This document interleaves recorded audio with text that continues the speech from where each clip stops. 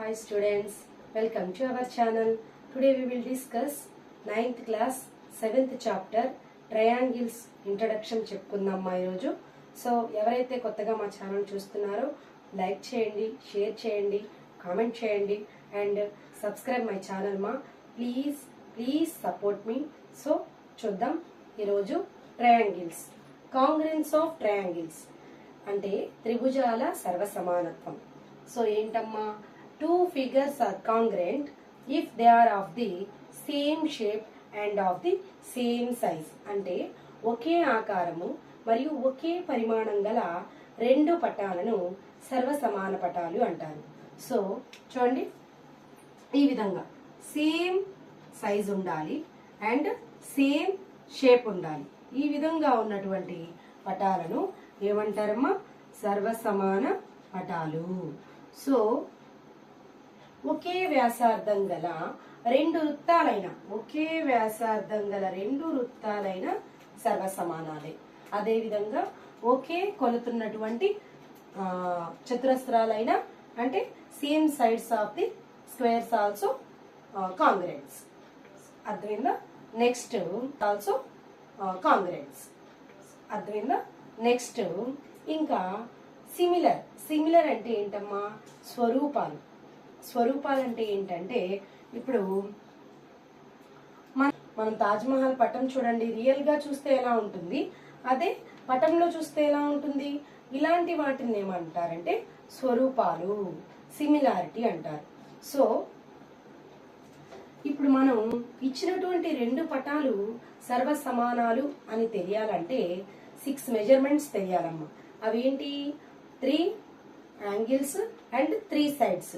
ఆ విధంగా మొత్తం మనకు 6 మెజర్మెంట్స్ తెలియాల్సిన అవసరం లేదు. ఇచ్చినటువంటి రెండు పటాలు కాంగ్రెన్స్ ని తెలియాలంటే మనకు 3 మెజర్మెంట్స్ కనుక తెలిస్తే అవి సర్వసమానాలని కాంగ్రెన్స్ ఆఫ్ ట్రయాంగిల్స్ అని మనం చెప్పగలం. సో ఈ కాంగ్రెన్స్ ఆఫ్ ట్రయాంగిల్స్ కి ఇంకొన్ని ఎగ్జాంపుల్స్ చూడండి. ఫర్ ఎగ్జాంపుల్ చూడాలంటే బ్యాంగిల్స్ అండ్ 1 రూపీ కాయిన్స్ కానీ, అండ్ నెక్స్ట్ రూపీస్, అది 20 రూపీస్ నోట్స్ కానీ, ఇంకా చెప్పాలంటే ఒకే బ్యాంక్ ప్రొవైడ్ చేసినటువంటి ఏటీఎం కార్డ్స్ అయినా. సో ఇవన్నీ కాంగ్రెన్స్ కి ఎగ్జాంపుల్స్ అన్నమాట. సో ఈ విధంగా ఇప్పుడు చూద్దాం ఏ మెజర్మెంట్స్ ఉంటే మనం ఇచ్చినటువంటి పటాలు కాంగ్రెన్స్ అనేవి చూద్దామా. సో క్రైటీరియా ఫర్ కాంగ్రెన్స్ అంటే త్రిభుజాల సర్వసమానత్వ నియమాల్లో మొదటి నియమమ్మా ఇది. SAS కాంగ్రెన్స్ rule. 2 triangles are congruent if 2 sides and the included angle of one triangle are equal to the 2 sides and the included angle of the other triangle. So అంటే ఏంటంటే రెండు త్రిభుజాలలో ఒక త్రిభుజంలోని రెండు భుజాల మధ్య గల కోణము. సో వరుసగా రెండవ త్రిభుజంలోని రెండు భుజాల మధ్య గల కోణానికి సమానమైతే ఆ రెండు త్రిభుజాలు సర్వసమానాలని అర్థమ్మా. అంతే.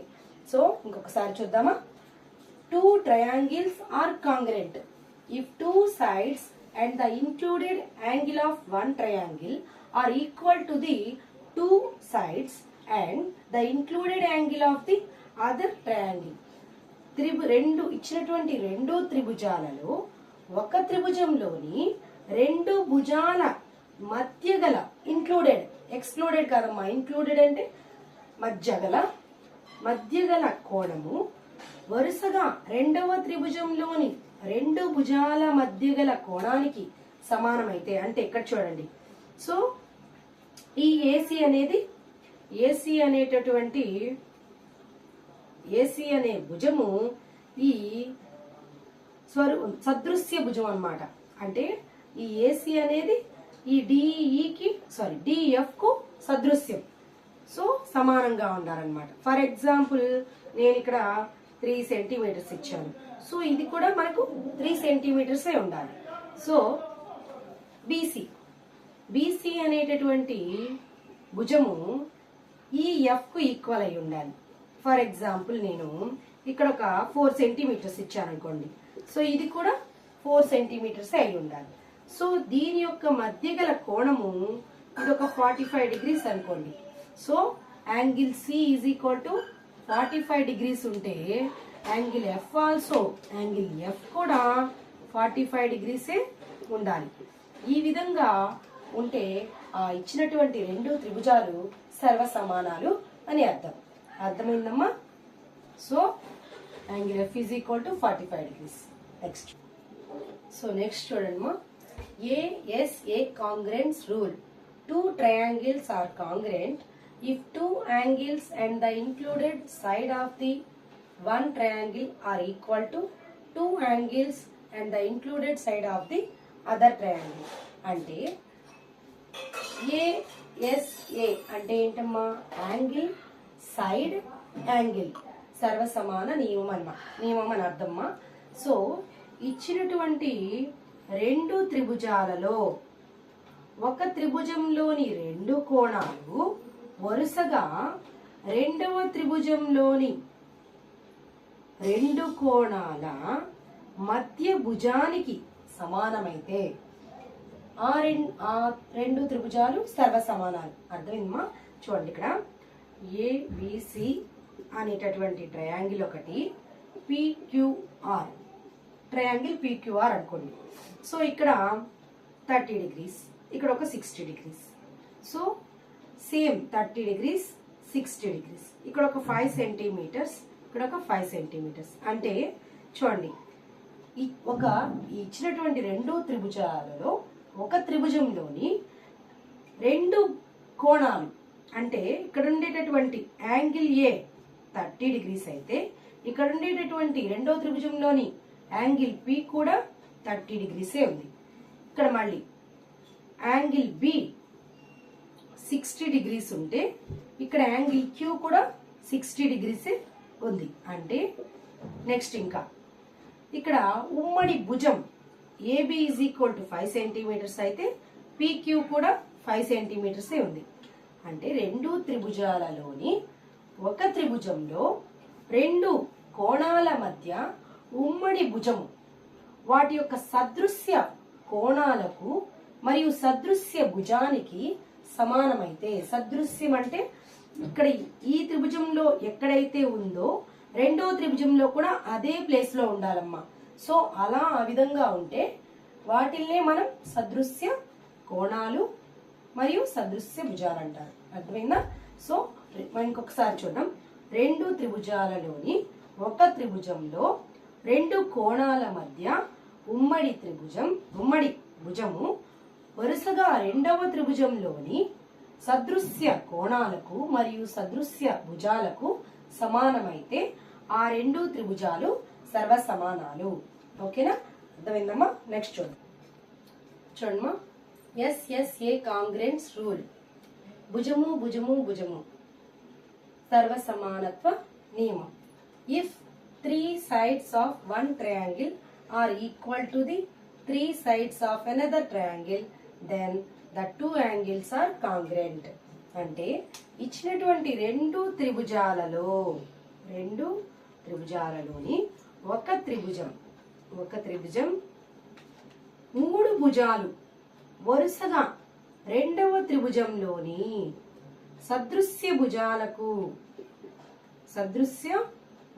గనక సమానమైతే, చూడమ్మా, సదృశ్య భుజాలకు సమానమైతే ఆ త్రిభుజాలు సర్వసమానాలు. సో ఇవి 2 సెంటీమీటర్స్ అనుకోండి. సో ఇది కూడా 2 సెంటీమీటర్స్ ఉండాలి. అంటే AC అనేటటువంటి భుజం 2 సెంటీమీటర్లు ఉంటే PQ అనేటటువంటి భుజం కూడా 2 సెంటీమీటర్లే ఉండాలి.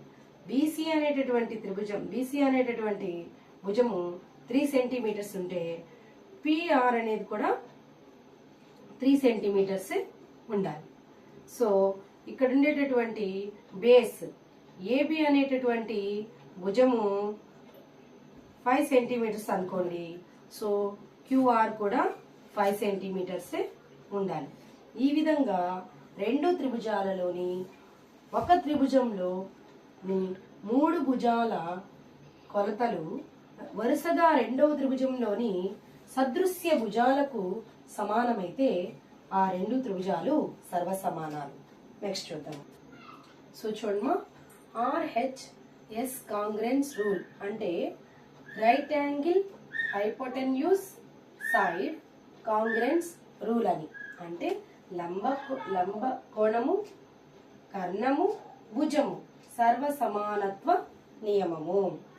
If in two right triangles the hypotenuse and one side of one triangle are equal to the hypotenuse and one side of the other triangle, then two triangles are congruent.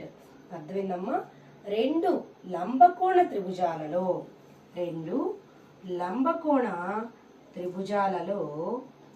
ఇదొక లంబకోణ త్రిభుజం, అదే విధంగా ఇంకొక లంబకోణ త్రిభుజంలో ఈ లంబకోణ త్రిభుజానికి ఎదురుగా ఉండేదే మనకు కర్ణమమ్మ, హైపోటెన్యూస్. సో చూడండి, ABC అనేటటువంటి రైట్ యాంగిల్ ఒకటి, PQR అనేటటువంటి ఇంకొక రైట్ యాంగిల్. సో ఈ రైట్ యాంగిల్ కి అంటే ఈ 90 degrees కి ఎదురుగా ఉండేటటువంటి ఇది పెద్ద భుజమ్మ. ఈ రైట్ యాంగిల్లో లంబకోణ త్రిభుజంలో పెద్ద భుజం ఏంటంటే కర్ణమే పెద్ద భుజము. సో ఈ రైట్ యాంగిల్ కి ఎదురుగా ఉండేది ఏమంటమ్మా? కర్ణం.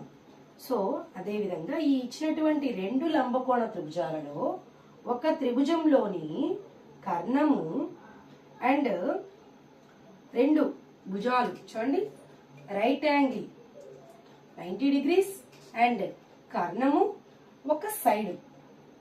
అదే వరుసగా రెండవ త్రిభుజంలోని రైట్ యాంగిల్ అండ్ కర్ణము అండ్ భుజం రెండు లంబకోణ త్రిభుజాల్లోని ఒక త్రిభుజంలోని లంబము, కర్ణము, భుజము వరుసగా రెండవ త్రిభుజంలోని సదృశ్య కోణాలకు అండ్ భుజాలకు సదృశ్య భుజాలకు సమానమైతే ఆ ఇచ్చినటువంటి రెండు త్రిభుజాలు సర్వసమానాలు.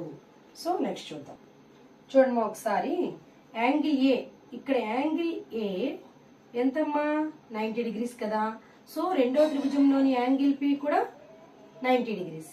సో ఈ విధంగా సమానాలు రెండు. నెక్స్ట్ అదే విధంగా ఏబి అనేవి 4 సెంటీమీటర్లు అనుకోండి, ఇక్కడ పిక్యూ కూడా 4 సెంటీమీటర్స్ ఉంటుంది. సో బీసీ అనేది ఒక 5 సెంటీమీటర్స్ అనుకోండి, అదే విధంగా ఆర్క్యూ కూడా 5 సెంటీమీటర్స్ అన్నమాట. సో ఇక్కడ AB is equal to PQ ఏ విధంగా సమానం అవుతుందో, సో ఇక్కడ BC is equal to RQ కూడా సమానం అవుతుంది అన్నమాట. అర్థమైందా? రెండు లంబకోణ త్రిభుజంలోని ఒక త్రిభుజంలో కర్ణము, ఉమ్మడి భుజము, రెండవ త్రిభుజంలోని సదృశ్య కోణానికి, భుజానికి, అంటే భుజము ఈ భుజమైనా అయి ఉండొచ్చమ్మా, ఈ భుజమైనా అవ్వచ్చు, ఈ భుజమైనా అవ్వచ్చు, ఏదో ఒక భుజం మాత్రమే అవ్వాలి. లంబకోణం ఉండాలి అండ్ కర్ణం ఉండాలి, ఒక ఉమ్మడి భుజం, ఒక భుజం ఉండాలి. సో ఈ విధంగా ఉన్నదాన్ని మనం. సో ఈ వీడియోను కనుక మీకు నచ్చినట్లయితే లైక్ చేయండి, షేర్ చేయండి and subscribe my channel. Thank you watching this.